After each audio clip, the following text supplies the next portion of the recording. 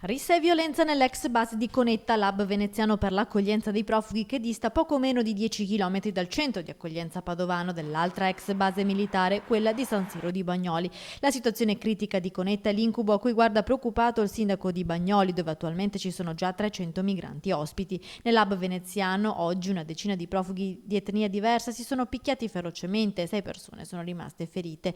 A gestire l'ex base di Conetta, tra le altre cose, è sempre Coficina, la cooperativa che ha in gestione anche Bagnoli. Il governatore Luca Zaia chiede il rimpatrio coatto per chi crea tensioni. Ma questa è storia che avevamo già annunciato, è inevitabile che vada a finire così. Se tu scappi dalla morte e dalla fame, penso che la tua preoccupazione non sia quella di buttare il cibo per terra e di far risse, ma sia quella di rifocillarti, tornare in buone condizioni e ringraziare chi ti ha aiutato.